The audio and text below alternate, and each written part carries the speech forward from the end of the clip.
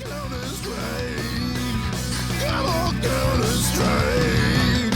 on, let me hear, let's get louder. Welcome to Talking Counter. Come on, let me hear, let's get louder. Welcome to Talking Counter. What's the weather? It's been raining for 10 hours straight here. That's the weather. That sounds miserable. In West Michigan. It's scorching hot in Belgrade. It's like unreasonably warm. And the problem is also, like, if it's 35 degrees here, Chad, compared to 35 degrees in Malta, the feeling is not the same because it's a city, it's just concrete everywhere. So it feels like 40 something. Well, you're on a nice little island in the middle of the Mediterranean, right? There's always some breeze, I bet. You can dip your toes into the water, right? So, and famously, Malta has no concrete. Just limestone. yeah. I think the biggest respite here is definitely the water, for sure. Otherwise, if you get outside, like if you're down by the beach and you're not actually going in the water, first of all, what are you doing? But second of all, you're just going to be hot because there's no shade. They need to, what they should do, the one thing they should do in Malta is plant trees. I don't know how they can do it or where they can do it or what type of trees. Actually, they have gum trees here. They could put more gum trees down. They need to plant more trees. Make They have Malta gum green. trees in Australia too, don't they? I believe that's where gum trees are from. So I would say that the trees that have been planted here in Malta, where I don't actually know, but I would make an assumption that they may have been imported at some point in time because the climates are very similar. So that would make sense. But yeah, the weather is hot here as well. I went on a boat all day yesterday and got nice and sunburned. And then I woke up today and I'm not sunburned anymore because I have that nice skin Australian that just genetics goes brown. It just absorbs the sun rays. But I did the classic. We've done it a couple times. Just get the 12-person little boat. You go out there. You go to a couple different spots. You jump off. You hang out. You play some music, and that's a day apparently. I'd like to do that day. this season of Pro League if we can. We don't have any off days. I know we don't have any off days. I might try and come in like a day early and just do it. You know? Oh, okay. I don't know what the weather's going to be like then, right? Because it goes. Isn't this supposed to be the nice season? I mean, it's August. It should be fine, no? Yeah. Is it August? Yeah. I mean, it's August like or first September, week of right? September. Okay. Yeah, it should. That's when the jellyfish start to come back, but hopefully they're not here and we don't have to worry about them. Depends. Sometimes, Don't worry, especially Jason. in Germany. I'll pee on you. Hey, there you go. That's an offer I didn't think I'd hear this evening. Normally you gotta pay for that sacrifice. kind of shit. Yeah. Yeah. All Maybe you right. still Was will Yanko's have birthday to. the other day? Yeah. Happy birthday. Yeah, unlike... Did you miss it, Jason? I Unlike did Jason, miss it. Chad actually messaged me. I didn't you. know it was your That was birthday. nice. I appreciated that. How did you know it was Come his on, birthday? Jason. What do you mean? I have all of your birthdays marked in my calendar. Oh, shit. I should probably do that. Yeah, Chad cares about his friends. When's your birthday, Yanko? What day was it? 8th of July, man. It's like Okay. double the 4th of July. It should be easy for you to remember. Double Oh, he was freedom. probably still hungover from the goes fireworks. Independence Yeah. Day, then Yanko Day. Yanko Day. I like that. I don't That's know I'll how put you it in could. my phone. I don't know how you could forget about it after my 30th in Cologne. But yeah. That's the thing. We don't ever. It's not during Cologne anymore. That was always my gauge. It was like Cologne's coming up. It's Yanko's birthday. Now that Cologne's moved, it's like I don't get that. I don't get that anymore. I got to actually Yours is work the for it. 12th of January. Henry's is late August. I think it's like the 21st or 22nd. Alex's is the 31st of August because that's also my sister's birthday. And then Trace always is talking about his birthday. It's in October or some shit. He fucking loves birthdays, Trace. He fucking loves a birthday. Yeah, and he strikes me as a guy who would love a birthday. Also, Jason, your birthday is like when the HLTV award show is. So we could celebrate your birthday in Belgrade. I'm gonna look into doing it. I already RSVP'd that I was coming. It's not a sure thing yet, but I'm gonna look into getting out there this year. This is the first, gentlemen. I haven't shared this with many other human beings in the world. When is the first event back next year? In January? Does anybody know? You Yeah, mean but like when? for the 2025 season? Yeah. Does anybody know? Well, it I know was on there's the like a calendar calendar. out, but- Yeah. When I have to make up a new calendar for next year. I haven't done that I yet. think it's Normally like I have to do that. second half of January as per usual. I think Blast is first. Blast has January 12th to The 16. bounty. Yeah. Yeah, okay. Well, Blast don't hire me, so that's not a problem. So the first event that I might actually work would be... Katowice's end of February, isn't it? Yeah. Is it? Well, I don't know. That late? The dates... Should be start of February usually, but first 2 weeks. Yeah, I don't know. Haven't they put dates out yet? 129 to February 9th is Katowice. Okay. So there's like 2 weeks from the award show to Katowice for 2025. And then right when Katowice Yeah. ends is a PGL tournament, and right when the PGL tournament ends is an ESL tournament, and right when the ESL tournament ends is a Blast Yeah, tournament. we get it. Literally a day apart, like a day. Yeah. We'll deal with that when it comes. But this is where I wanted to go with this. The award show is a 2-week differential from the start of the season for me. And if I'm in Australia, which is going to be harder now because if I do work the major, it won't be in China. It's going to be remote in Romania, which kind of sucks because it would have been easy to go from Shanghai to Australia, but whatever. So if I'm going to be in Oz, I would be coming back just for the award show. I don't know if that is the decision that Chad at Christmas time in Australia wants is to willing make. to make. Do you have a choice though? What do you mean? There's always a choice. I don't have to work it. Like I could not go. But this is it. I'm expressing this right now for the first time. Oh yeah, no, I like just that. thought like when it's like you have a deal sort of a thing with HLTV, right? And I imagine that would be something they, would consider obligatory for it you. hasn't been discussed. No, nothing like that. No. I'm sure you could come to an agreement though, yeah, if you didn't want to come. Maybe they could fly me in and fly me back to Australia. Dude, that's a way have to the get cash. a free trip, long distance. And for Belgrade, it's just And- 2 flights for you. You just fly to Dubai and then to Perth. And get that business class. Well, you know how I love those frequent flyer miles. So Hey, don't even get me started Not on your again. frequent flyer campaign. It tilts me to no end. Fuck's sake. Dear. I went. Oh, you know what else happened in my life recently? Well, I had a pimple under my eye.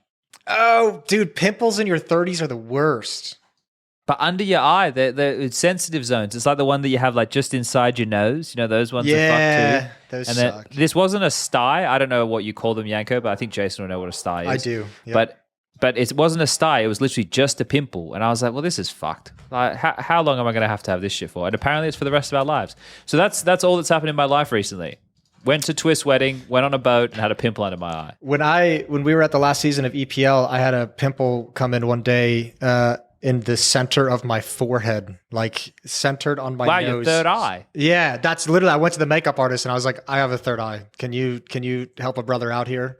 And as a bald man, that's the nightmare scenario. You can't do anything. It's just there, staring people in the face.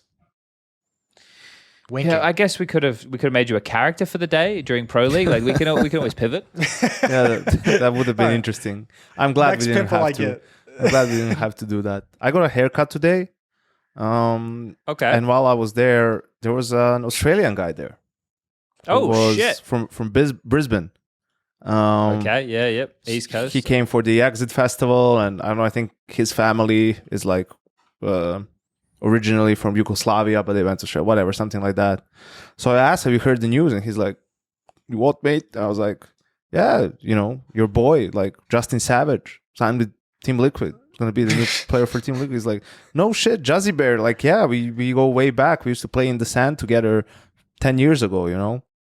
Also from Brisbane, so it makes sense. Yeah, exactly. Wait, this is didn't know I know you're not that. telling a joke. This is an actual story. I don't know, Jason. What do you think? I don't know. It's, you see, like that's what makes it great.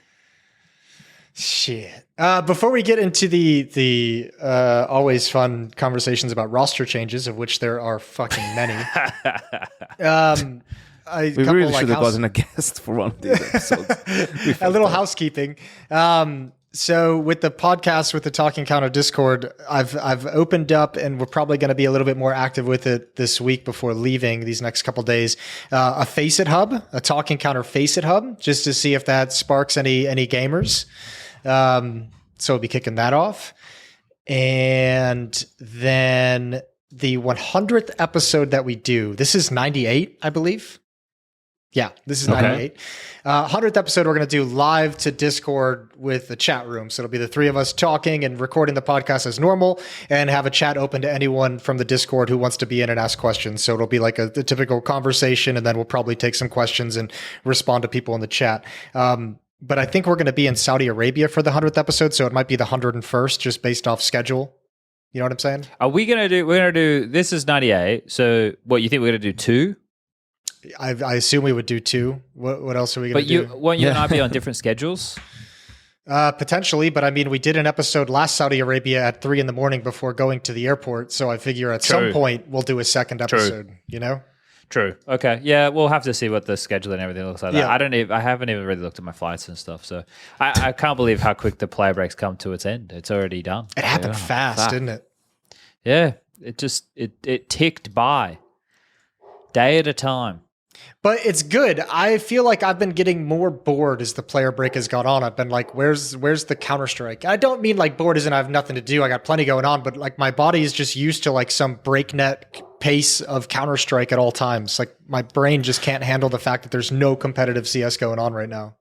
I know, but it's Mine's like, the opposite. It's most fucked for people on teams, you know, because it's like, and not the players, like it's fucked for them too, but it's more for like coaches and staff because you're making roster changes or you're just, you know, you need to adjust your game. You're not going to, if you're a coach, you're not showing up to boot camp and then starting to think of, you know, things to add and everything. I mean, if you're doing that, you're doing a lousy job. Like you should come prepared, and that takes extra time, right? So I know for some players, it was like, okay, after Blast, spend a couple of days at home, go somewhere for vacation, have like 2-3 more days at home, and then practice starts or boot camps already begin because of EWC. You know, the cutoff for the RMRs and everything is so early in August that really like this is a massive tournament for a lot of these teams. So you want to be prepared for it. I think I saw that's the thing. Yeah. Sorry, go Jason. No, I was going to say, I think I saw somewhere too, like on that note, Twist had like mentioned he's only had like 7 or 8 days off throughout this break because it's all been scouting the new players and prepping his playbook for Liquid. At least they don't go yes. to Saudi. Like they have that. Yeah, they've got a couple of events time off as well. Yeah, but I mean, that's just you're right. Like especially as a coach, I remember like even in your downtime, like your brain is some percentage of your brain is always thinking about the team and about Counter-Strike. So it's hard to like get that actual rest during the break because this is the most time you'll have throughout the year to like breathe and actually figure out, you know, a way to pivot and move out of some areas. That's the biggest difference between being talented and being on a team. Is that, you know, when you're talented in your home, your time is your time, right? Like for the most part, you don't really do that much pertaining to your work. But when you're on a team, right, you actually, I have more obligations at an event where I'm talented than, you know, you look at a team because sometimes you have a full day off in between games, right? You only play that one game. Of course, you spend a lot of the time preparing and talking to the team and that sort of stuff. But and then you get home and then it's like, it doesn't stop. Like it gets pretty grueling after a while. Yeah, I think that's it, right? For the players to take actual time away from the game just to have that mental reset. It's always nice to come. Well, I don't know. Sometimes it's nice to come back. Sometimes you come back and you feel a bit fresh. Sometimes you come back and you feel really quite sluggish. But there's also, I think for us, you bang on. When we're at events, most of the day, you're working most of the day, right? Whereas they come in, they do their series. Especially if you're an analyst.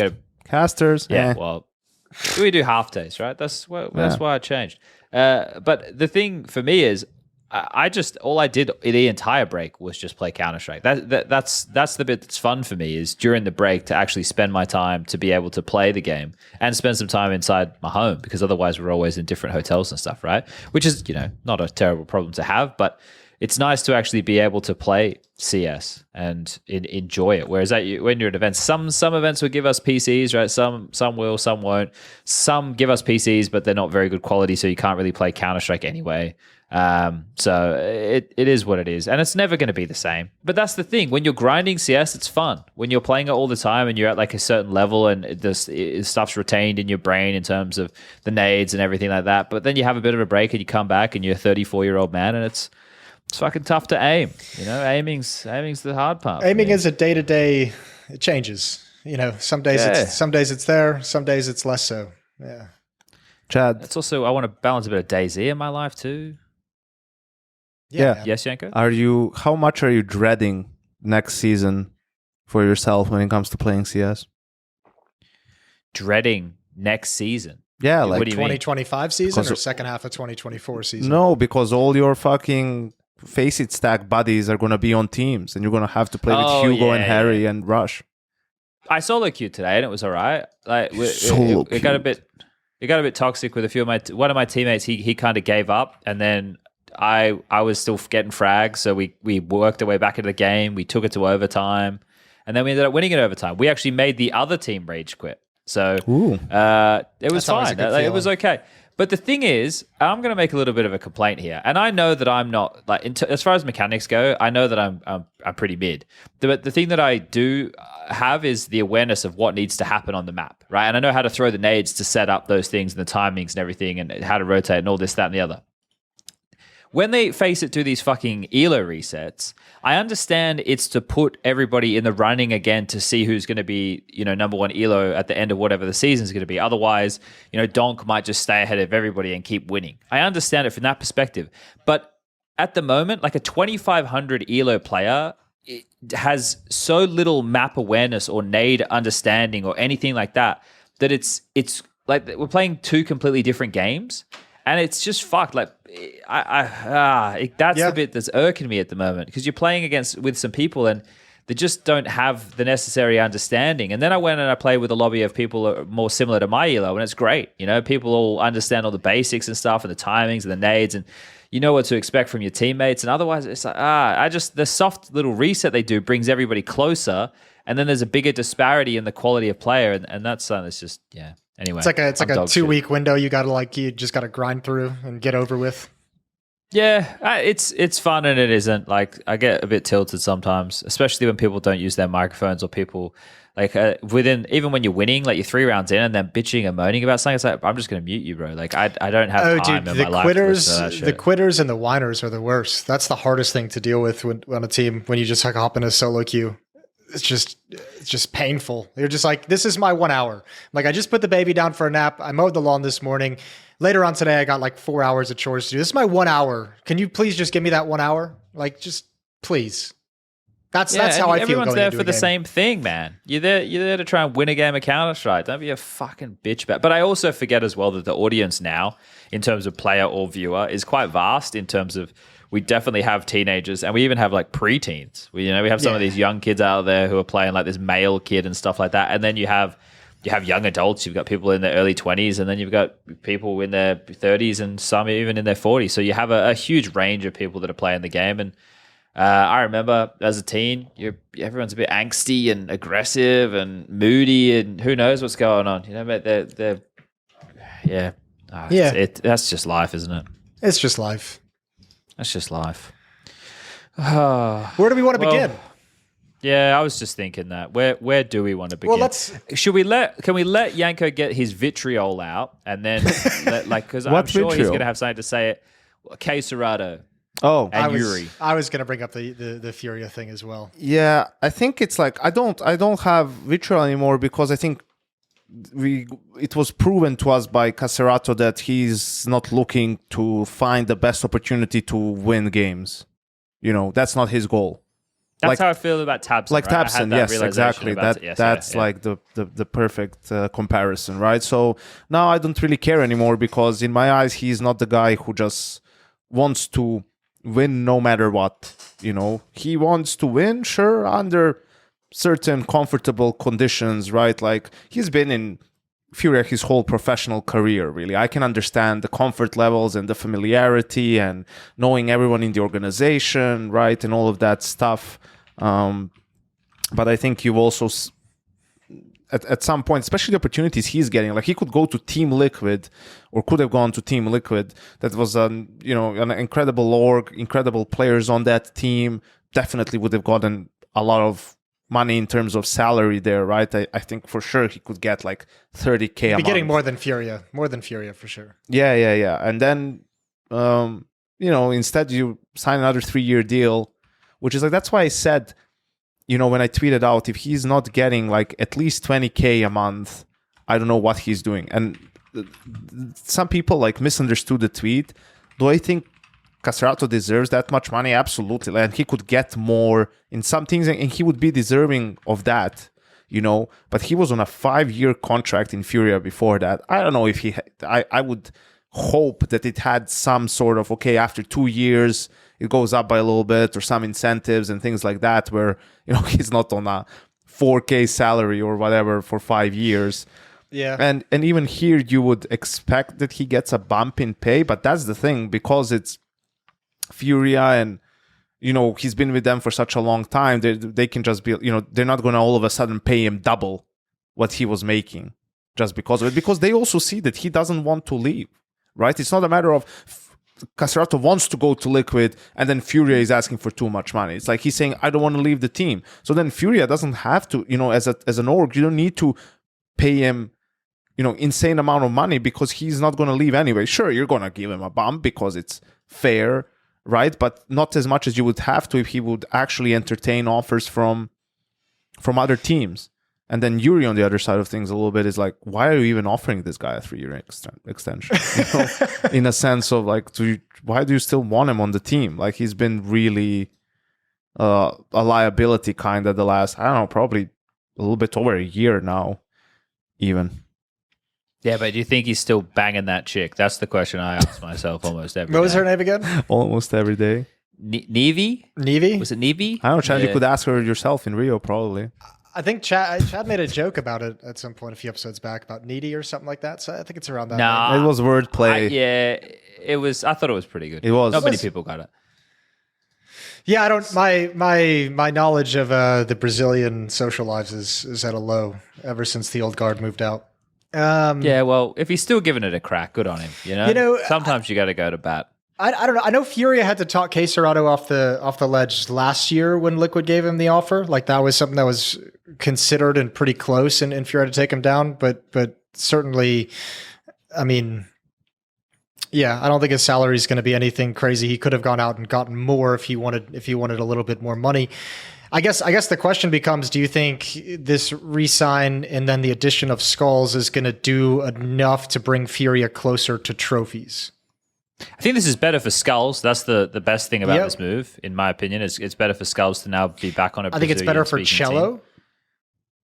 How? I think skullz is going to take some of those positions that allows Cello to play his spots on the map with a little bit more of his aggression, a little bit more of like his plays and moves that he likes to make instead of being parked in a bomb site. So I feel like if you look at that roster, the biggest jump up in performance in my mind, I mean, skullz certainly from what he did on Liquid, but then Cello I think is the next guy that I look to have like higher numbers or more consistent numbers than he was putting up in the previous roster. Well, what are we thinking now? It has to be Cello, Yuurih, Fallen in the pack, and skullz and Kscerator playing the sides, right? So in theory, yeah. In this situation, Yuurih has to, like, he's at the bottom of the food chain, right? Like, they need to set the game up that way, and then maybe in that sort of a diminished role, he could still be serviceable. And also, I mean, Furia, I understand, okay, they remove Art, but then you have this academy player for 3 months where it's obvious he can't play on that level and he's not ready for that level yet. It's like, what would they have done? They wasted such a long time. They wasted like 2-3 months. But okay, then you end up getting skullz, which is good. So maybe it's worth it in that sense in the end. Yeah, I don't bang on him. I hold nothing against him for the Kai thing, even though it did kind of last a little bit longer. I think it's better to make that last a little bit longer as you look for the right move than to make a move that you don't necessarily like a little bit too soon and then have to repair that as well. So I didn't really care that Kai was staying in there for months on end, despite the fact that it was clear he wasn't going to be able to keep up and he wasn't going to be as competitive. But I just wonder what the plan was with having that kid in the team, because it, like I'm saying, what would they have done if skullz didn't get benched on Liquid, right? Because that wasn't a necessary guarantee. I think the writing on the wall was pretty clear over there at a certain point, but it wasn't a guarantee. And the entire time they were just mulling about, right? They didn't have a player coming in of any note like that was notable. They just had the academy kid. And then, okay, well, Liquid, they want to get rid of skullz. Great, that works for Furia. Furia pick him up. They add him to the team, and then we're kind of seeing how this balances out the roles and having that discussion now. And what I don't know. If I had to make a guess, I would say that they had maybe like a few names that they inquired about, but just maybe didn't work with buyouts, maybe didn't work with, I mean, we know the buyout situation in teams from Brazil and South American teams is a little bit crazy. So maybe like during that stretch, they were asking about some other players or some potential like upcoming stars. And it was just like, oh, no, I'm not going to pay, the $500,000 for someone who's never been to a LAN, or I'm not going to pay $700,000 for someone who's never played a tier 1. I would imagine they had a couple inquiries that went the other way. And remember, they had this whole, a coaching search. They want to bring in like a European coach, which they have. Have they? Well, they brought Innershine and Innershine. a guy that was working with him. The two of them are like analysts, but it sounds like maybe it's going to be a little bit by committee sort of a thing. And then the SIDA guy is going to be behind them because he's Brazilian and speaks Portuguese, which I think is decent, right? Because you get a guy who's worked with Kerrigan for a game. Yeah, there's a guy who's done it with Kerrigan for a long time, right? And can help out with that. So I think that's a good first step, and then you see if that works. And obviously, Zeus is out there, but at the moment, it doesn't seem like they're interested. Honestly, this might be a crazy idea. Oh, never mind. They did bring in a head coach as well. So, because I was going to say, like, Yanko, Fallen on a team and you have a couple analysts, and it's almost Fallen. In some ways, he's very self coach. Yeah, like it's like Kerrigan, right? You don't need to really, it's not like Blade with Alexi, where he's super, or Blade with anyone really, where he is the guy who kind of dictates things in a good amount. I can see that it's a little bit more there to understand when to take timeouts, to help out, right, to make sure the players are level-headed and those sorts of things. So they brought in CS. They brought in skullz. They re-signed Kscerator and Yuurih. They bring in a head coach and 2 analysts. Yeah, the head coach was, I think, he came from dycha or something like that, or he was the assistant. Yeah, he's already been there. And then he was just a placeholder because they said they wanted a head coach who was foreign, like European, because the statement from their CEO, where he doesn't think a Brazilian team with a Brazilian coach can be the best in the world. Like, I can't believe I can't believe a Brazilian said that. I can't even fucking. That's so ridiculous. And I don't know. I wish, like, if we have like some listeners from Brazil, like, was there uproar in the Brazilian community about this? Was Gaules mad and was like, what the fuck? Because that's what you would expect of him when someone comes there. Or was he like just protecting his buddies? Yeah, it would be interesting. But yeah, I don't know I don't really know what to. I have no expectations from Furia. I haven't had them for a long time, and I don't see a reason why that should change. But they are going to be in that territory where, unless they show some results and go up in the rankings enough this year before next year, when there's no partnerships anymore, they might struggle to just be at tournaments. Like they have the fan base thing going for them, right? So, and they're also regionally. So I wonder how that's going to play into some tournaments, because you look at this, some of the Blast events, right? Don't they have wild card slots, 2 wild card slots available? Yes. For the what's it called, the bounty. Yep. So let's say if I'm Blast and I'm looking at it, and Furia fall outside of the 30 teams that we can invite or whatever, I'm invited, the ones that off of the ranking, so they would automatically get the qualification that way. Then, okay, it's like, okay, well, we want some Brazilians to guarantee high viewership. Let's invite Furia, because they would be the biggest Brazilian team, right? Obviously Fallen and the viewership that comes with that, and Furia now being the big name over there. So they might be able to slide in ways like that, I suppose. That's something to consider. Yeah. That's definitely an option for I don't them know how. always. Yeah, just Yeah. I mean, sliding into the bounty tournaments isn't exactly the fucking high point for an organization like Furia. I guess how much longer has Fallen got? Like, if this doesn't work, I think it depends on how this roster does. Like if they don't start playing well, like he's not going through another sort of rehaul of the roster. I don't think, I don't think he has the patience for it anymore. Just the willpower, really.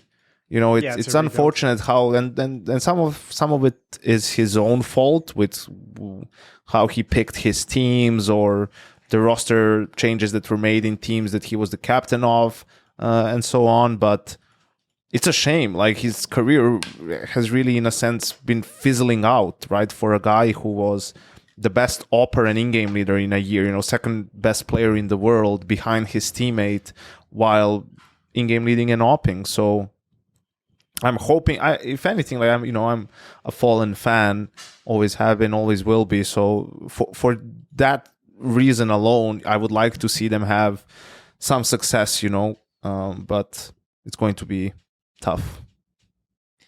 yeah, gonna be think, interesting to watch it though. I'm actually, I don't necessarily have expectations of how high they can go, but I am kind of interested to see if this actually pans out, if this can actually make this team function properly. I think the other question is, when is Big Kscerator free? Right, that's probably a question which I don't think he's ever going to be playing for a non-Brazilian team. no, but but that's for Furia, what I he mean. means. I don't even think he'll play with Furia. Tabs. I don't think he'll play with Why? Furia Why? because I don't think he wants to do the travel. I don't think he wants to do the whole like boot camping in Europe for months at a time. I don't think he wants Where to do like do you have? Is this just wild speculation, or you must have inside info?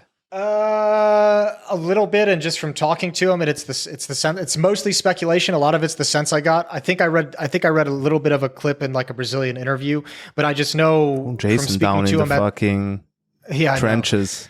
Exactly. I know from speaking to him at the Americas RMR for Paris, it's like the family life is big for him, and he's got a wife, and I think he has 2 kids as well. So I think like those extended long trips away are not something that he's super interested in getting involved in. I could be wrong. Like I said, I respect that. I respect that on the one side of thing, but like if you don't have any really prospects for after your playing career or whatever ideas, investments, things, whatever. If you don't have something that you will do when you finish playing, your playing career is limited. You should make the most out of it while you can, really, because it might have to, last you the rest of your life potentially, right? Or at least be the starting point for some sort of a business that you want to start or whatever it is, So yeah, I can always appreciate and understand people who family comes first and want to put time with family above everything else, but it's there's a lot of years in a lifetime, like, so maybe it's the short-term sacrifice is worth it for the longer term, not to mention just being on a team that has the opportunity to compete for championships and that sort of a thing, which is obviously every Probably player's get paid a dream. bit more. Yeah, absolutely. Yeah, I mean, I'd love to see him on I'd love to see his style on like a better team or on a team that has a chance to win more trophies, but I just don't think he's going to do it.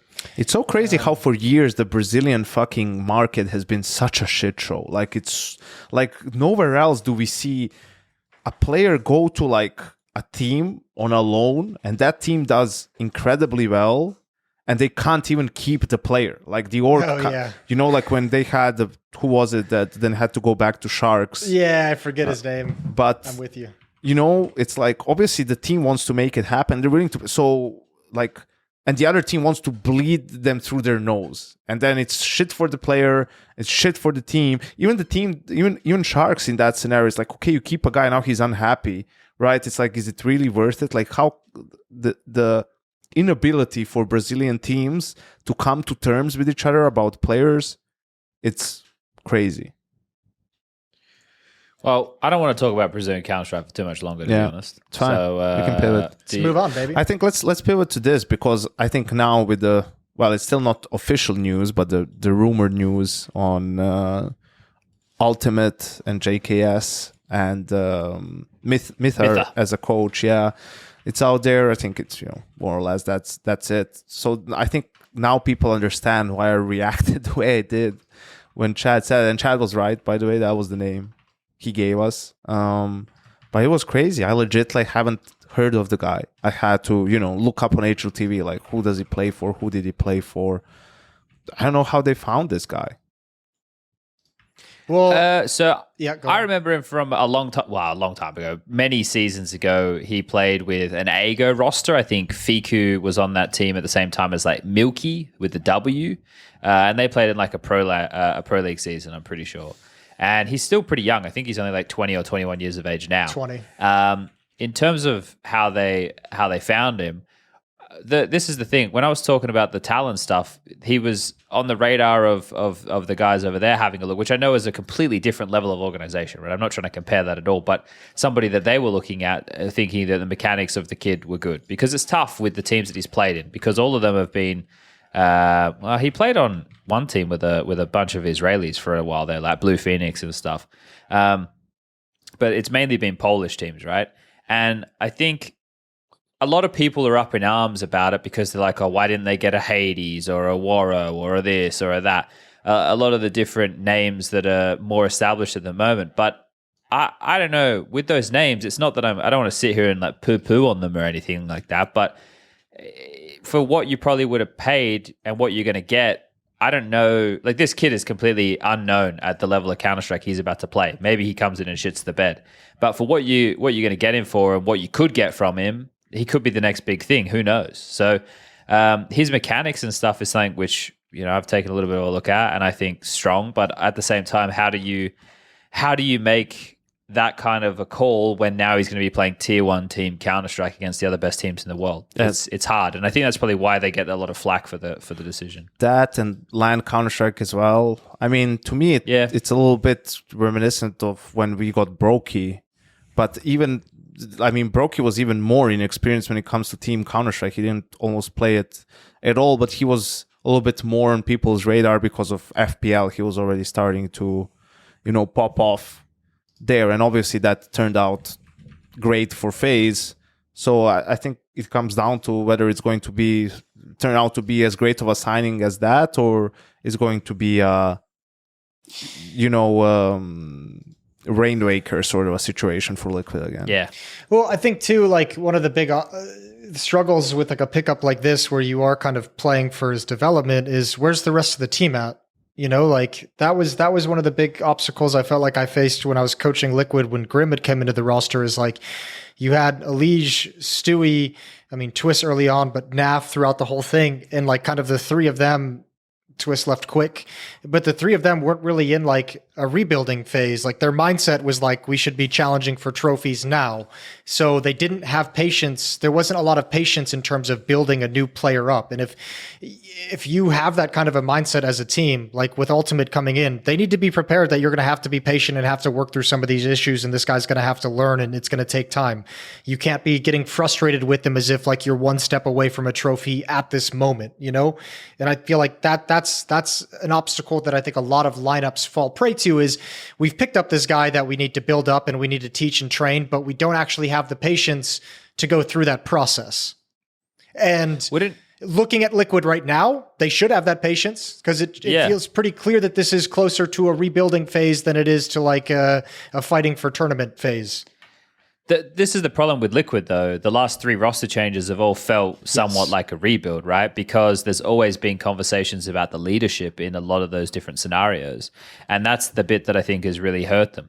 When Yukinda first came into the team, and it was about him getting them up to snuff with the meta that was being played in Europe and helping them with that angle, and then it transitioned to him potentially doing a bit of that, and then we even had a little DAP saga in there for a while, right? So there's a lot that's happened with Liquid in what feels like a short amount of time, and that's why I think there's a very critical eye on them, is because the roster changes that they made, the gambles that they've taken. Because I think the thing is, people again are going to lean towards the, oh, why didn't they get this guy? Why didn't they do this? And I'm sure in a lot of those occasions they were trying to get that guy, or they couldn't afford him, or they didn't think it was worth it financially, or he didn't want to go. Like, there's probably a lot of things that play into this, or they didn't think he's a good player. They don't think he's a good fit.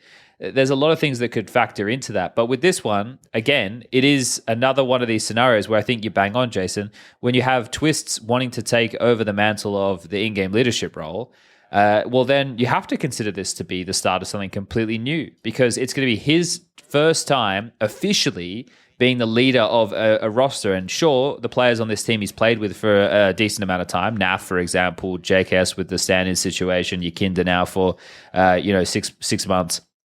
Ultimate's the new kid to the block, and mithr in the coaching position to add that support. But yeah, it's another one of these rebuilds. But the problem, again, and Yanko, you always talk about this with the FaZe clans of the world, and G2 falls onto this category. They play for one of the most prestigious organizations in our space. So it comes with a level of expectation that no matter how much good grace you want to give them, that expectation will always follow. Like, this is a big org and you're expected to compete. And I think the org even feels that to a certain degree as well, right? So it's tough to see them find success immediately, but it depends. And like you said before, Yanko, I think it's a huge bonus for them that they don't have to go to EWC, that they get to start the player break a little bit later, especially considering Twist's wedding. Yeah, and then they can get stuck into practice and hopefully find a groove. And I think also, mithr as a coach, I liked him. I was a little bit surprised that they weren't able to do more in Apex, but maybe it's just, the pieces didn't really fit together or whatever it was. I have a sense that he's a guy who's pretty methodical, right? Like structured, comes prepared, right? Doesn't waste time, that sort of a thing. So I think he will actually be a good coach for Ultimate, to sort of get him up to speed and help him progress a bit faster. Also, whatever it is that Twists wants help with, I think he will be able to provide that. And I think we were talking about it in the previous episodes when we speculated about what Liquid might do, with Ultimate and JKS. They're doing what we thought they were going to do, really. JKS doesn't have to be, but Ultimate feels like a sort of gamble stopgap solution, right? Like, you got a player that's, whatever, cheap or free or and you don't have to pay him a lot in salary that you think it's capable. Obviously, otherwise you wouldn't bring him on the team. There were other players available, Hades most notably. I know what you mean. Like, he doesn't blow your mind, but he's quote unquote safe pair of hands in that sense, right? It could be at least, and is experienced at the tier 1 level. So I think for Liquid, they sort of took a big swing, and they're like, okay, if we missed, we're going to be making changes at the end of the year, most likely anyway. And if it turns out that we hit, well, shit, great. Then we maybe don't need to make the changes that we thought we need to make, or you make a different sort of a change, or you don't change anything. Obviously, if things are going great for the team and they start playing really well and are a contender team, why would you change anything? So I think we all knew that they weren't going to, get a player from another tier 1 team, to pay a buyout and that sort of a thing. The question was like, do they try and get simple or something crazy like that? But instead, it's a little bit crazy in a different way. And I agree. It can be frustrating, especially for experienced players. When you get a rookie in and he's making rookie mistakes, as he would. I mean, even Monte, who's a phenom, right? Like, when he first joined G2 in 2022, he was making mistakes, plenty of them. It's just that he's so insanely good that he could still sort of bail himself out of a lot of bad spots with his aim and his reaction time and so on. So, yeah, I think probably Liquid fans, just from the name value, are going to be disappointed. But let's see if maybe they've managed to strike gold. But to be honest with you, looking at Liquid's track record with roster changes the past couple of years, I have no reason to believe it's going to turn around all of a sudden. Yeah, that's the problem, isn't it, Jason? Because you, as the most diehard Liquid fan here, you In the must be universe. feeling this same in the universe, be feeling this same in the ultimate universe, be feeling this same shit over and over and over and over and over again. Yeah, although I have a little bit of like a couple. I think I have a little bit of a softer angle and view of it as well. Like I think I'm like maybe one of the last few people who really I didn't mind the Rainwaker and Patsy kind of era of Liquid because that gave them the freedom of money and ability and contracts to then go out and sign, the kind of home run, bring Twist back, bring Cadian in. And yeah, it judges on like looking back on it that it didn't accomplish anything. It was an absolute fucking train wreck. But when those signings happened, this was kind of like a holy shit. Liquid's actually like, that's a great way. That was a great lineup put together on paper when it happened. And just looking at it in hindsight, it's shit. So I have a little bit more forgiveness. You mean this most recent team, right? Yeah. Yeah, it didn't work. Right, Yeah. but that's the problem. But like when it came together, when it was announced who they were bringing in, those were great moves. Like people were excited right? to see that team play. Yeah, like that team by all rights should have at least done twice as good as they did. They looked like it was a disaster. But yeah, I don't know this current lineup. It's interesting. I don't know. I think there's a lot of risks in this, and I think you're less excited about this one or more excited about this than the last one. Less. And okay, why? And I have two things, two big things. I think one, I don't like the trade-off of Twist going to IGL at this point in his career. Okay, it's too early. I think it's just like you're going to lose a lot, and like, what are you going to gain? Let's find out. But I think it's a big risk for Twist to kind of make the swap, even if it's short term. And then I'm still kind of one problem that none of these changes solve that the previous roster had is who's going to be paired up with Yakinder, like with the aggressive plays. Who's going to be with them? Because in the last roster, it was like Yakinder makes a hyper aggressive player, tries to make a play to gain space, and there's no one there to back him up or trade him more often than not. And like I'm looking at the roster, has to be Twists. I was going to say it has Ultimate. to be Twist, or it has to be probably Justin to step into that. no, Justin and Naf are playing the sides. They're playing the anchors, and then there's just a question of who's the more active low. Yeah, I meant either Naf. Justin or Twist has to do it, depending on how Twist wants to IGL. Twist has to do it. Okay. Twist so on Twist, the you can do it CT ultimate. side. Yeah. On CT the sides, I think, side, are going to be okay, to be honest with you. Yeah, I agree. The CT sides is where it can be perfectly fine because NAF and JKS, you have two extremely safe pair of hands. You just need one of the two of them to be more active than they have been in the teams at the moment. Like you have that interview from NAF not that long ago where I forget the exact quote, but it made me want to put pins in my eyes if I was leading that team at the time. It was like, oh yeah, I just want to set my teammates up. I was like, bro, you're such a good player. Like you just take a bit more initiative. But NAF, it seems quite content with just being the passive anchor guy. It is the critical flaw with NAF. Is that he is just content to go with the flow, despite how good he is, and despite how much you want him to speak up and like take some more responsibility. He is just going to do whatever you tell him to do, and he's going to do it really well. So it's like one of those things. It's like hard to complain about. That's like a good problem to have. But at the same time, he didn't always used to be like that. He wasn't like that when he was on Renegades with like Azza and JKS and stuff. He was the star player. Dude, for like a month or 2 months, he might have been the best player in the world when he was on Renegades. He was fucking sick. It was absolutely mental.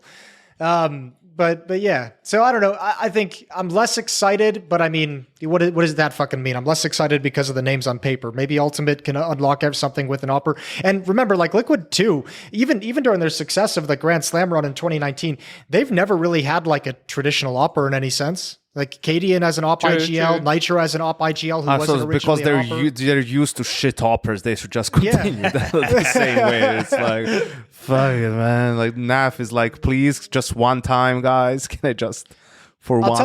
I'll tell you. I think one of the things about this roster change that I'm more excited about than anything is mithr as a coach coming in from the European side of things and coming in from Apex, just because I know from being within Liquid and how it's kind of run at the moment, it is one of the few. I would guess I'd say it might be the only, but one of the few top orgs in the world that still takes like heavy input from players when it comes to putting a team together and making roster changes. A lot of that is decided. Well, that explains a lot of the failures then in the last couple. Well, that's why I like mithr coming in, because he does bring a coach. Like I couldn't.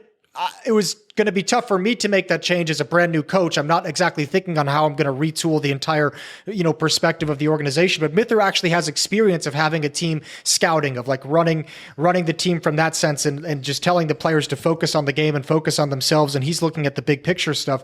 I think mithr can come in and really help this organization if things go well and he starts having his foot and can start dictating a few things and having more influence. I think he can actually help set this team and the organization up to make sure that in the future, these pivots are 3-year-long rebuilding processes, But this is the thing, because Liquid now find themselves in so obviously the JKS edition helps them be able to play in the Americas RMR, and I don't know how much that's going to matter next year, but regardless, it helps them for the second half of this year. It gives them flexibility. 2 Europeans, 2 North Americans, and 1 Oceanic gives them the selection choice of Europe or Americas for the time being. So that's going to hopefully give them an easier route. And I don't, maybe it won't be easy. Maybe they won't qualify. Hey, we've all seen how that goes. But hopefully an easier route for them, and to also keep a bit of the fan base and identity on side there. But this team now is another, and maybe it's already been on track for this, and I guess it was with the last roster too, but when you had Cadian come in, I think was setting a tone for the team to be played, a bit more in Cadian's way. But now with Twists, he is obviously going to mirror the way that he wants this team to play Counter-Strike off of FaZe. Think about the success that he had with FaZe, right? And you go back to him leaving FaZe for Liquid.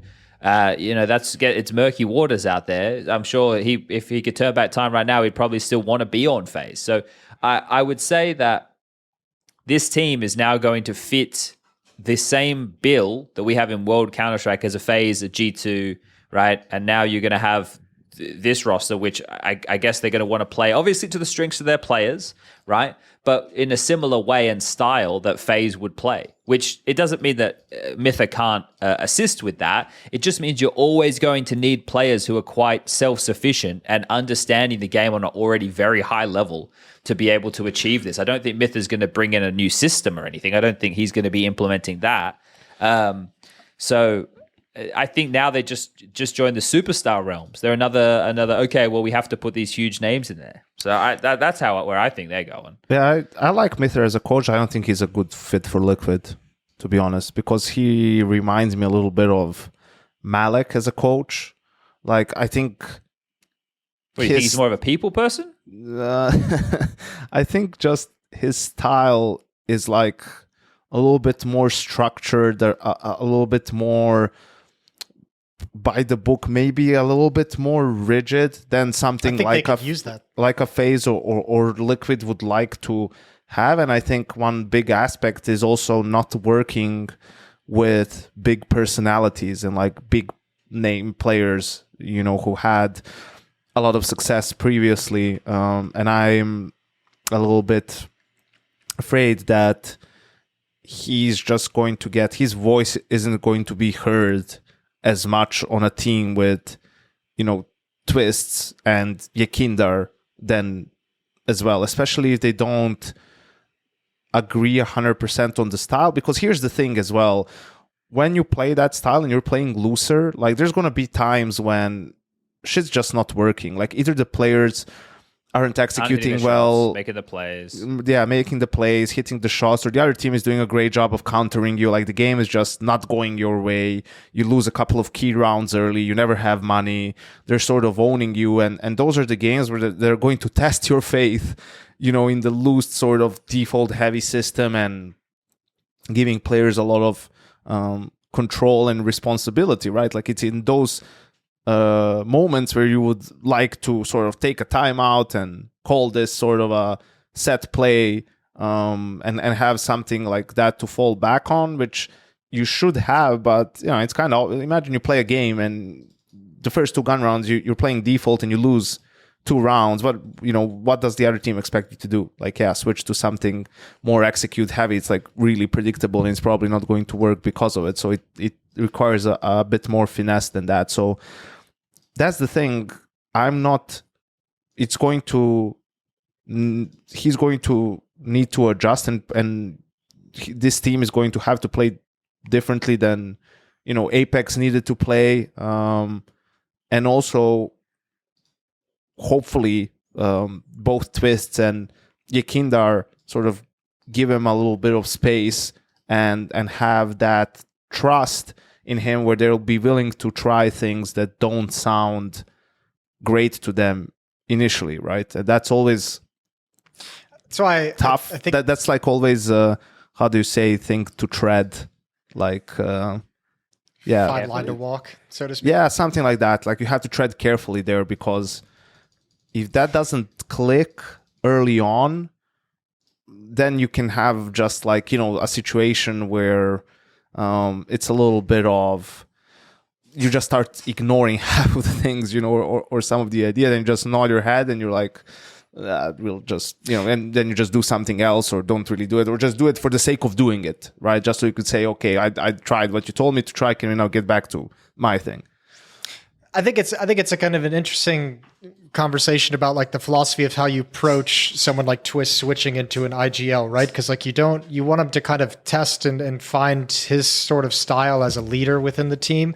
So you don't want to overburden him, but I imagine that structure is probably going to be a really nice thing for Twist to have to fall back on. Like even if it's just, the initial conversations, mithr and Twist, this is how we can set this up. This is how we can organize this to like tell the guys the game plan. And then maybe mithr on his own has, a page of notes of like safety net, fall back. Twist as a new IGL, he gets stuck in the middle of a tense game. You have something to fall back on. I think mithr can be like a nice safety net as Twist kind of experiments with exactly how he's going to call and how he likes to lead the team in games. I think the best way for it to work is sort of just be the facilitator for, like this. Yeah. Twist wants to play this way. Okay, how do I facilitate that? We want to play loose. We want to play whatever map control. Okay, I'm going to find the best ways for our team, to do that, like 3 or 4 different ways where we could do it, find a way that it could be replicable or easy for players to remember what they're doing, and that we could find some consistency from it, right? I think that would probably be the best approach. But a lot of this is just going to be made or broken within the first few events for a lot of these teams making changes, right? That's the problem with this. If you come in and you have a good event early, then you're going to buy yourself more time or more faith, and then you might be able to snowball a little bit of that. And if it goes the other way, you have like a really miserable start, even if your expectations as a team, like let's say for Liquid, of what you prefaced earlier about the fact that they have this young AWPer and now they're going to have a new in-game leader and all of this, like they should hopefully be able to know this is going to take a little bit longer period of time. But then if you have a couple of like heartbreaking losses or just getting blown out, like how quick that can be washed away, and then you're in the washing machine of the season and it's already fucking going and it feels like there's no way out and up. And that's going to be for a lot of these teams that made changes. G2 as well. Like if the Snacks things works, great. If it doesn't early, they're going to be like, why the fuck did Nico not just in-game lead? Yeah. Well, because he doesn't want to. I mean, I don't think you can come back to that conversation, right? Once he says like, just, I don't want to start doing that yet. That's it.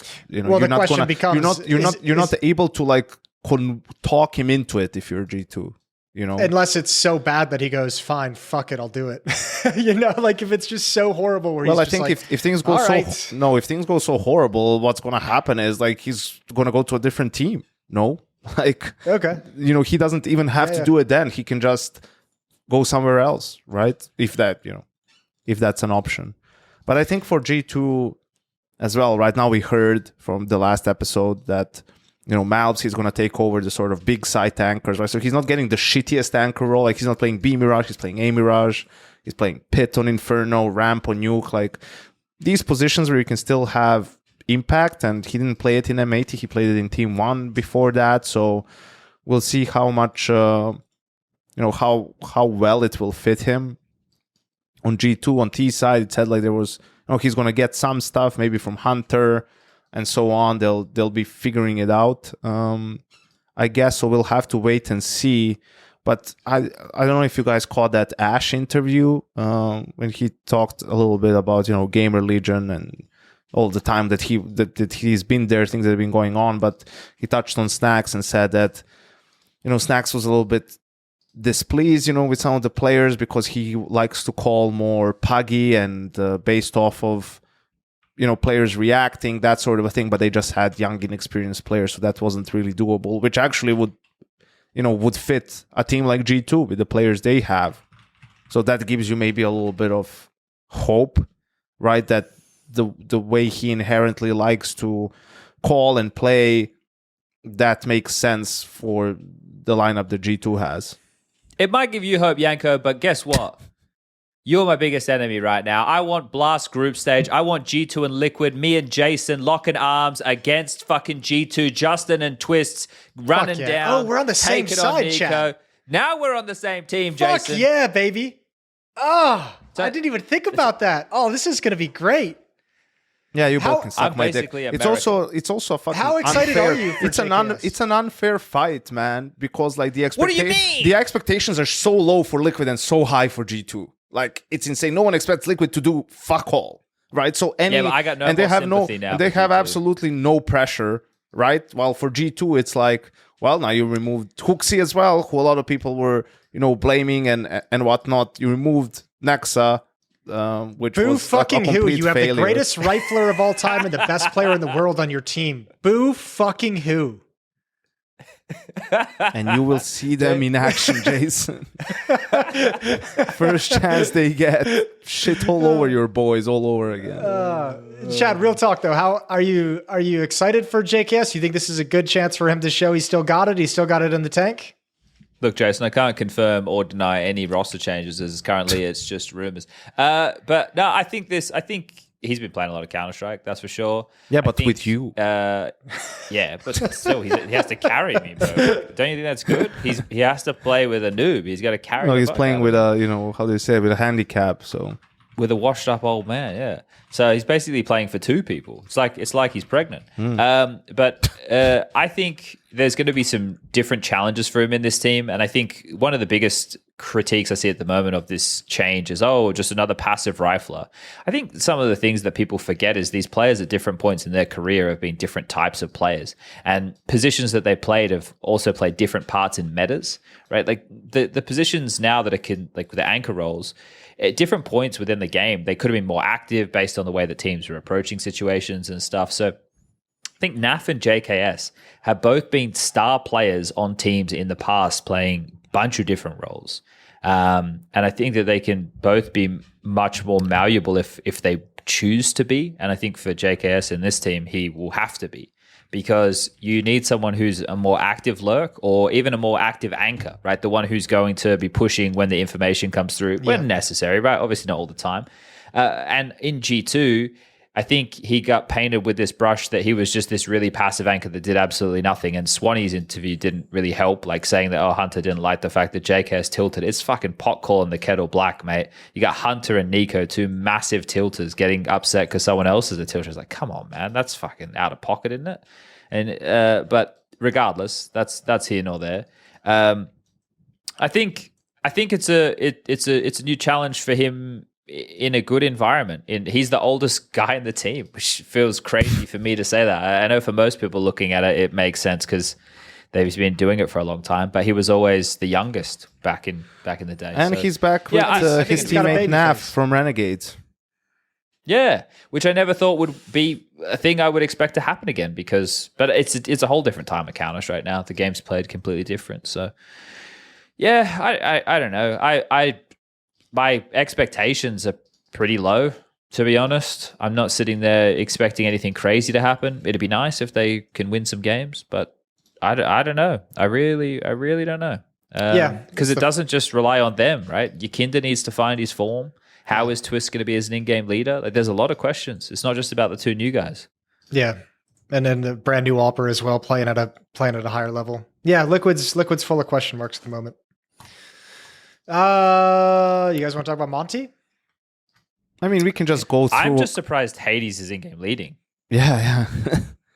That's a big change. A lot of new IGLs these days. Yeah, everyone thinks Everyone can do it.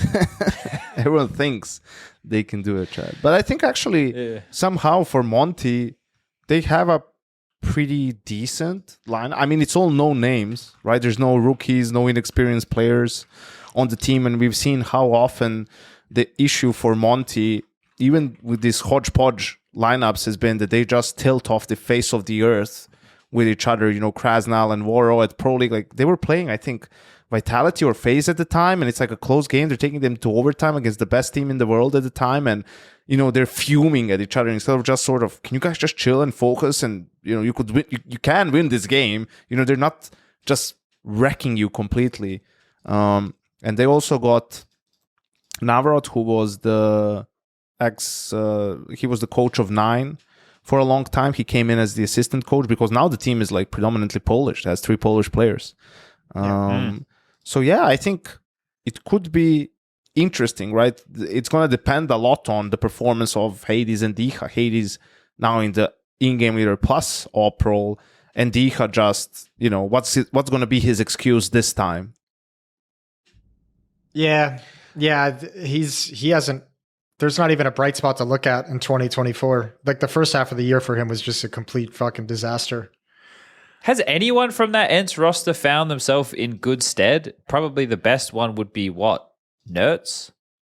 Yeah, but he's been uncharacteristically weak, I feel like. Kind of for the better part of the season. He hasn't been like the Nertz from Ents.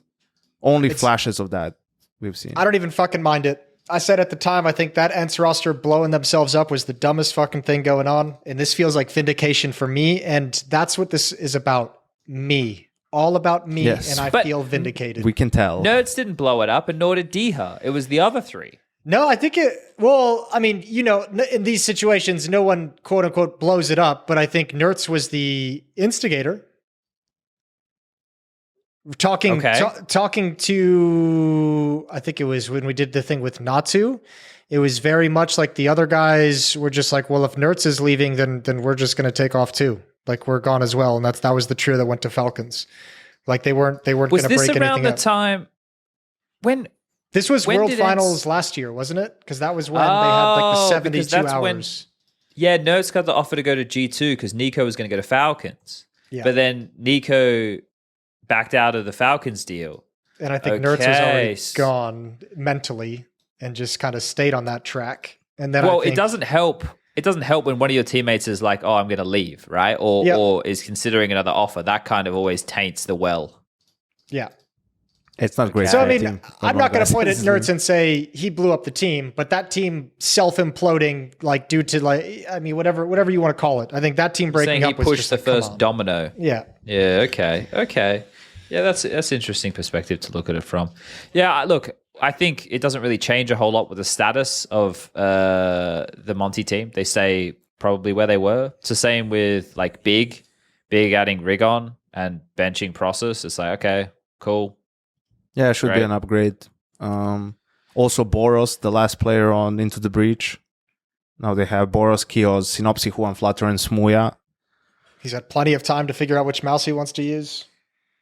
They have a good aggressive, like they have a lot of aggressive players. Yeah, they're gonna, like that's just going to be crazy CS. I feel like just in your face, aggressive. Like they have to play like that. That's the strength of the players and the team. So, yeah, I don't know. I just that ITB Smuya on a team, I can't see how that can work out in the long term. It looks like that's a team built to ruin somebody else's tournament. Yeah. Run. That's just, they're built to just ruin a top 5 team's game. Bad news Eagles with a twist, basically. Yeah.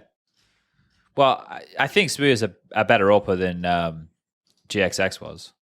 Yeah, definitely. But he's a loose cannon. Like, he's wilding out there. So that's the main problem. It's not like that he doesn't have skill. He has skill. It's everything else that's the issue. Yeah, you know who's going to have a rough second half of the year? Is this, what's his name? Juve, the coach of ITV? Yeah. Imagine having to coach that team. Oh, dude, he's been in and out like 3 times already. I don't know. The social dynamics will probably be quite fun in that team. Hopefully there's not too many implosions. But that's another thing. People are always getting older, so we'll see if maturity is following the lads. That could be something that could assist them in that regard. But again, like that's another team. overly excited about the roster. We'll see what happens. The same as M80. It's like, okay, it's no Malbs, but let's see how late goes. Yeah, I think also energy with Nitro. I mean, now you look at that team, it's like Nitro, Hext, OC, Breezy, automatic, right? So you're thinking like, in it's theory, the Falcons of North America. Dude, yeah, like actually, yeah. Team. I guess that's it. You fucking nailed it, Chad. I feel for Nitro. I want all the good things for Nitro, but that team's nothing. They just got replaced at Blast as well, didn't they? Do we know why? Yeah, because they have to play. Something to do with the RMR, right? It was the close qualifier or schedule something for the conflict. RMR. Okay. Yeah, man. I don't know that team. Like, we would have seen something out of automatic Breeze OC if that team was going to go anywhere. I think that team is unfortunately just it has just turned into an unofficial retirement home. It feels like. Yeah, but it's okay. Like, I think it's fine to just be okay. You know, that's what big are. It's No, you fine to don't. just be okay. You don't think that at all? Yeah, I do. I think it's okay. Not everybody can win the trophies, man. Not everybody can win every tournament. Yeah, but are they even is, okay? I think you're being very generous in the okay designation. For North American standards, yeah, they're pretty good. They could beat against some main teams, I reckon. Fuck off. They'll probably beat Flom's Mythic, I reckon. They should beat those guys, right? I mean, look, I'm with you. Not every team's going to be a world beater, but at the same time, if like you're putting together a team like this with like some household names of the NA scene, like the disappearance, like the Breeze dropping off a cliff, OC dropping off a cliff, it's so confusing to me how they've just disappeared as individual players, and I don't even. Well, understand. OC got liquidated, right? He got liquidated. Yeah, but how long? How long do you get that excuse? How long do you get? It's over forever. Look at Kusta.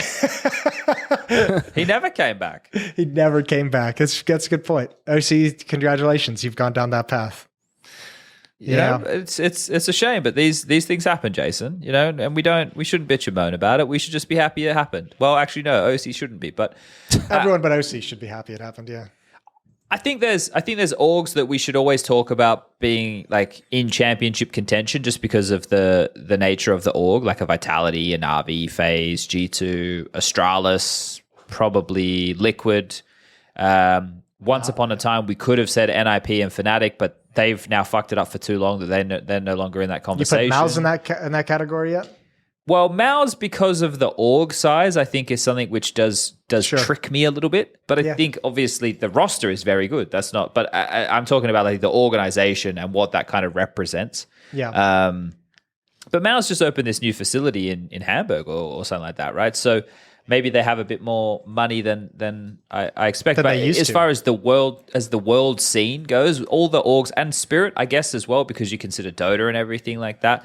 As far as being multi-gaming orgs, these guys, the names that I mentioned, have presences or a presence over a lot of different titles. So that's why they're a bit more revered, I guess.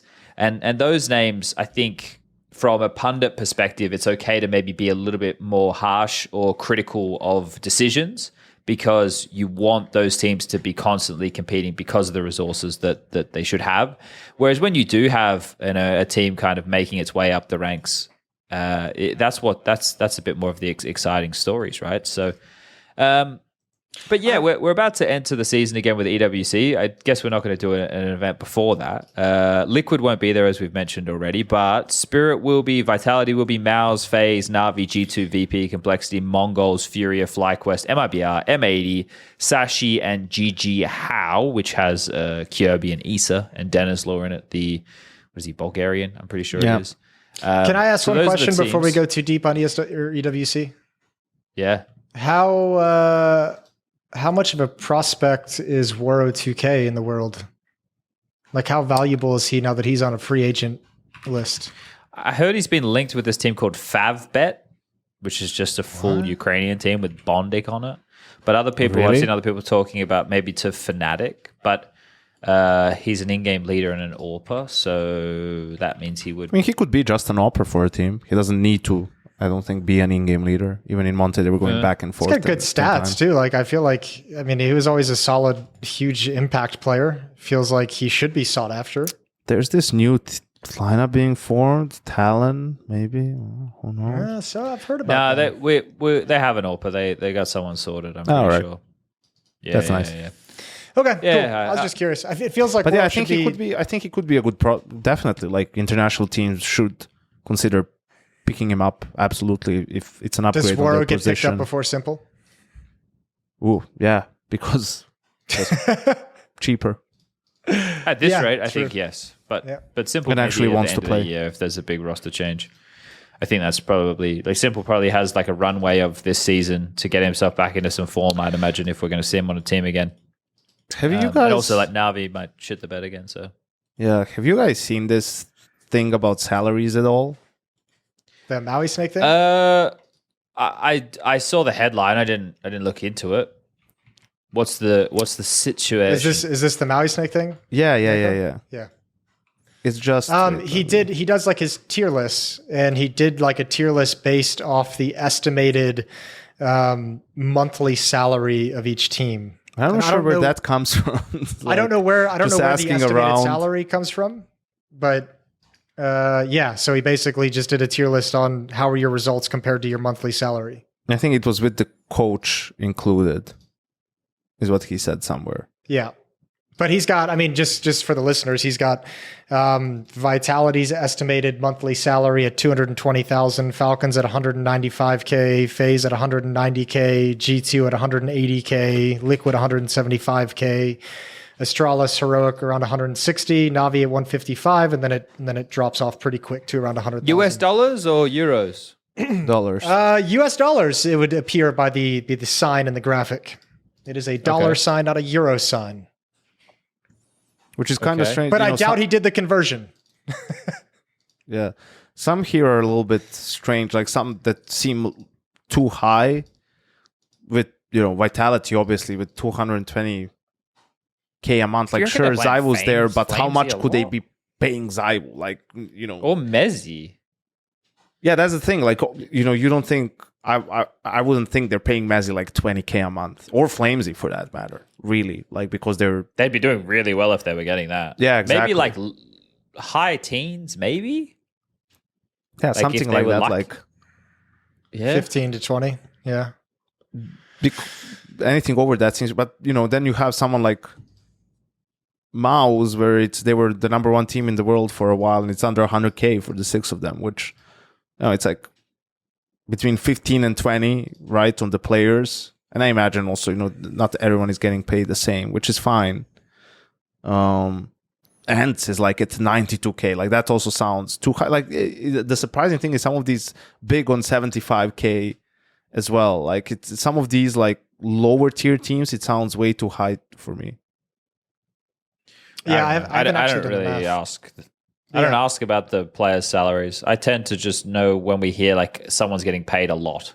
Like when the Cirque EG, and we heard about how much those guys were getting paid just to be miserable, right? But other than that, I don't know. It really couldn't have been that miserable ask the question. with that number floating around. Wow, great to get paid, but as far as their results were concerned, it wasn't very good at all, was it? Yeah, I haven't done the math on these, but I thought that was weird. I would be curious where he was getting all the figures for the various teams. All right, EWC. So we should probably preface it's a weird format. Yeah. Yeah, so there's an opening stage between 16 teams. No, 1, 2, 3, 4, 5, 6, 14 7, teams. 14 teams. And the losers of those move into a last chance bracket. So 7 losers drop down where Gigi Hao is waiting for them for one opponent. And you have, these are best, correct me if I'm wrong, is this last chance stage portion of the bracket. The losers from round 1 go there, face off against each other. And it is a 1-day gauntlet of best of 1 single elimination. And only the winner of that small 8-team best of 1 bracket gets placed back into the playoff bracket. Yes. Yes. Okay. So it only really matters it matters for a few reasons. One, it's the first tournament out of the break, and that is a very high stakes best of 3. But I was going to say it only really matters in a couple of cases, like in terms of where there might be crazy upsets, because Mouse versus Sashi is one, Spirit versus MIBR, Vitality versus M80, FaZe versus FlyQuest. You would assume that those 4 that I've just listed should be pretty safe for the household names in the best of 3. But then it gets a little bit murkier for something like a Na'Vi Furia, for example. I would still hedge Na'Vi, but that one's starting to creep into a bit more upset territory. VP versus Complexity, and G2 versus Mongols. Oh, the Mongols are going to rip them a new one, aren't they? I fucking that matchup. That's a fucking hot opening stage matchup. All right, Isn't Jason. it tasty? Fucking chill. Isn't it tasty? That's actually such a cool matchup coming out of the break. How do you not get excited for that one? I am, but not that excited. I Jesus fucking Christ. maybe a bit much. Okay, I gotcha. Well, this is where G2 can start their season off either with a bang or a calamity, right? You lose to Mongols in the opener, but they're a good team. So how mad can you be? And then you drop down to a single elimination best of 1 bracket, and you get upset by fucking Hunden and Sashi, and it's like, well, that's it, guys. Pack it up. It's been a good run. We've had a great time, and goodbye. 19-hour trip back to Europe. And that's how they kick off their season, right? That would be miserable. I'm not saying that's going to happen, but that is always a possibility. But that's when it comes down to which teams can run the gauntlet of the lower. If you're Complexity and you've drawn VP as your opening game, which, man, when I saw comments on this on Threads, people were like, oh my God, this sucks so much for FlyQuest, and like, oh, the M80 are going to get owned. It's like, yeah, that's how it works. When it's a high seed versus a low seed, guys, that's how that's how brackets work. It's supposed to I think work that way. if anything for FlyQuest, they're loving it. It's FaZe in an opening game. True. True. Not known to have the hottest of starts, FaZe Clan. I wonder how they're going to be out of the break, because they started practice on Monday this week. So I don't think they should have any issues with FlyQuest. FlyQuest aren't going to be in form. Like, they're going to have to just play Australian Counter-Strike. I'm very curious to see teams like Vitality, FaZe, Mouse to some extent. Like these teams where obviously they weren't super happy with how the season ended for them. Mouse doesn't really come into this conversation, but Vitality and FaZe, and you're like, oh, do these guys need to make a roster change? What it is that they're missing. It's a little bit, not a lot, but they're still didn't have as many trophies as they would have liked, or some of the losses have been pretty one-sided and they haven't played really great CS. FaZe lost to the G's2 in Dallas, and so on. So what was their approach during the break and how it's going to look coming out of the break? I think that's going to be interesting to see.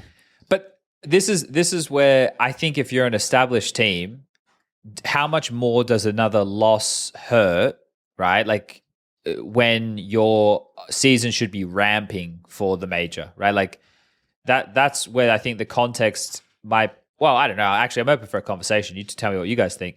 But is it better for an established team to have a loss early in the season, or is it worse? Like, because I kind of think when you have a whole season ahead of you, we're going to have blast groups, then we're going to have Cologne.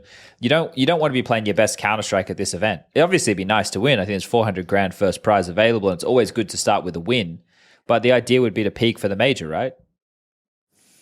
Yeah, absolutely. I mean, I was just thinking about my answer for would you rather, suck at the beginning or suck? Like, what's the better time? Like, obviously, I think it's very tricky, right? With teams like FaZe and with these teams that are, have the players to win, and then you're not winning, because you're fine with it up until a point, right? Where all of a sudden now it's like, hey, this trial period, whatever we were working on, like, should have manifested some shit by now, right? Like, we should have figured it out by now, and just, we know what works, what doesn't work, how to play, what brings us success, and the fruits of our labor are supposed to show at this point. So you're fine with, I get it's going to be a shit answer, but it's really like on a case by case basis, right? For example, in 2020 with FaZe in Katowice, we didn't make the playoffs, but we felt like we played our best Counter-Strike with that lineup, and we lost 2 times to Na'Vi in extremely close series, who ended up winning the tournament and just destroying everyone in the playoffs. Like, it wasn't even close. People couldn't get double digits against them, and we were like playing, losing the third map in overtime or something along those lines. So it's like, yeah, you look at the results, it's shit, but actually the vibes in our team were like pretty high and pretty good, and we were feeling good about ourselves. It's like, yeah, it sucks that we couldn't get a better result or get to the playoffs, but we felt good about our game. So that's what's going to matter a lot, right? We've had teams, remember Falcons in Katowice, like they limped into the playoffs. And in the end, they were in the semis, right? Because they beat Ents in the quarterfinal. But, it was obvious that wasn't necessarily sustainable. That they weren't as good as their results showed at the moment. I think for both FaZe and Vitality, I think actually for normally I wouldn't necessarily mind coming out to a slow start because, as you said, there's time to build up and there's time to kind of like hit a nice momentum going into the major. But I think considering the way both these teams kind of ended their seasons, like I think it's actually kind of important they get like a pretty decent start or a feel good start. Like the conversation from Vitality was like, yeah, there's a little bit of confusion, not a lot of initiative across the team, but like Mezzi ends the season saying like, I feel like I found my place in the team, like things are getting settled. He's feeling more and more comfortable. Rain at the end of the season is like, we feel really countered on maps, and if you're, Kerrigan had that whole thing, like we just had like that really important team talk during Dallas that we never have, sat down and just talked it out for 2 or 3 hours. I think you go into a break on those kinds of notes, and if you're FaZe, you're kind of warming up into the first event at the end of the player break, looking at the ways you were countered and trying to change and adjust them. If you're Vitality, you're trying to build on some of this momentum of like Mezzi feeling better, of Mezzi having more impact, so it should free other people up to do other things. So I think it's pretty important when you come out of the break and you're those teams and you're probably feeling burnt out after such a busy schedule, that when you actually are fresh, you're capitalizing. So for me, I think like this first event back is a pretty big deal, like for FaZe and Vitality in terms of building off some of the improvements or fixing some of the problems. Because if you can't do it now, we all know the schedule is going to feel overwhelming in about a month's time. Yeah, I know. I think for this event, I think it means more to the orgs than it absolutely does to the teams because of the money that's up for grabs. If they, it's like, I don't know how to. It's like a syndicate. It's like what we had with the CGS once upon a time, right? Yeah. Like it would depend on how all the games did. This is a little bit more like you could win your game or you could place well. I mean, a lot of you have the prize money, but then you have like another $10 million up for grabs, $15 million up for grabs, and other features of this tournament for the org. So it's huge for the org. Well, and it's just where this tournament is placed for our scene. The context of that, I think, matters hugely, right? And I get what you're saying in terms of to set the tone right, or maybe wash away some of the things that felt bad at the end of last season. In a way, and this is an age-old debate. You know, you can talk about new rosters, which really at this event we only have G2, Furia with the skullz edition. Like, we're not going to talk about Sashi, Gigi Hao, or M80 really. Like, they're not in contention for the trophy. It's only really two new rosters. Exactly. So with that in mind, like G2 and Furia, like I think G2 is obviously the scarier of the two of the potential there for sure. But the conversation that you can tend to have is, oh, well, we don't have any tape on them, or we don't really know what they're going to do. Well, I think with G2 we have a pretty good idea of what they're going to do. It's just more of how cohesive will the team look and how big can the output from the names in the team be. I don't think we're going to see a whole different identity of the team. It's just going to be a fragging power upgrade for them overall. So then you get into the conversation of, okay, well, there's no tape on this new G2 unless you're watching some Face-It VODs.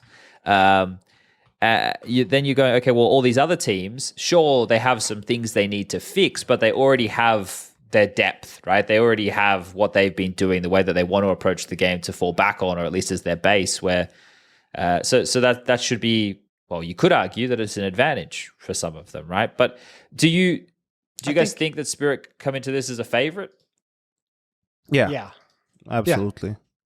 I think they've. But how do we? Is it just because they're the best? Like at the moment, they're considered number one in the world. Like is that because there's not too many separating factors at the moment. Well, I think again, what are we doing here? Are we picking one team to be the favorite, or are you talking about like having that sort of like tier list of title contenders? Well, let's put it this way: challengers you have Spirit MIBR, you have Spirit MIBR, you have Mouse Sashi. Like they should meet each other, and Mouse has beaten Spirit the most in the first half of the season when it comes to those tier 1 teams. So that's going to be very interesting because Mouse was the number 1 team in the world for a while. Spirit ended the season as number 1. So that would be a nice little kickoff to the season if those two end up meeting in the upper bracket, or actually in the quarterfinals of the playoffs, I guess. But that's crazy right there. That's also insane. I don't know. Is that how these just for those? Yeah, I don't know how the bracket fills up. Yeah, I don't know if they move up directly to the quarterfinals or they get like. You would hope not, right? Because I don't want Mouse to the quarterfinal.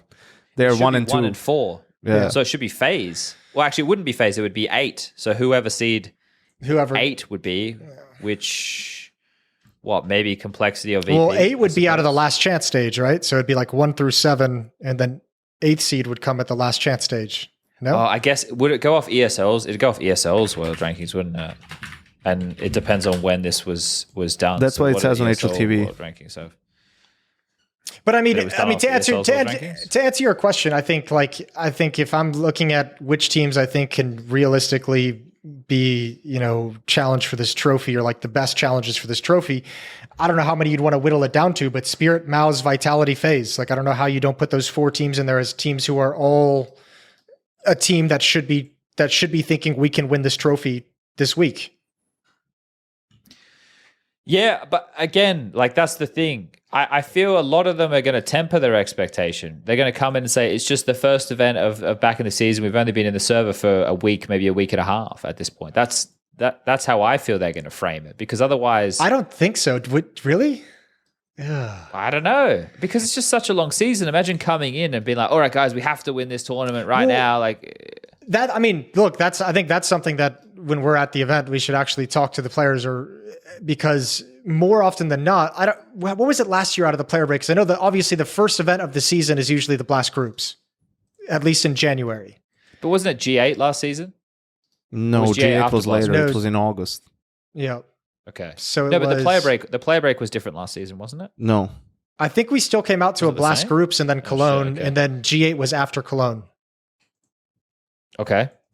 But I mean, that's the question is, as a player, it's different when you open your season up at like a Blast groups, and then you have a Blast showdown, and then that you can still have other ways to qualify to the finals, versus right out of the gate a fucking massive $1 million prize pool EWC. Well, and a lot of teams even treated those Blast events as boot camps, or like they weren't boot camps. And they would even say it in interviews at events. Exactly. So it's different. And for some teams, I didn't look into it yet, like how much it means for which teams, like, Spirit and Mouse and FaZe, Vitality, they're all going to be at the RMR, no matter if they bomb out, I think, last place, at here and at Blast groups. I think they'd be pretty safe with their results recently. But, for teams like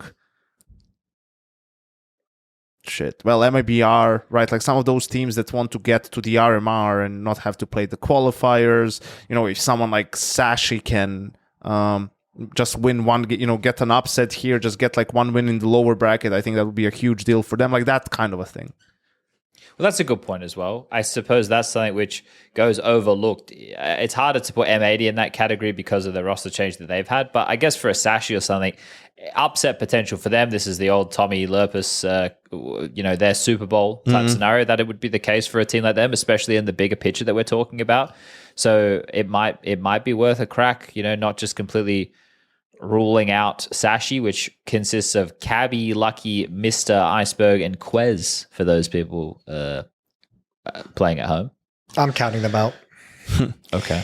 I mean, I have to think there's like, in my head, like the image I have playing is like Apex, like getting into like the first practice back with Vitality and being like, all right, boys, normally we get to fucking start with a Blast group stage and kind of, cruise into an easy opening of the year, like a soft opening essentially, but not fucking this time. Like, like that's kind of the mindset that I think you'd want to instill coming out of a break into an event like this versus a qualifying tournament for a qualifier for a qualifier.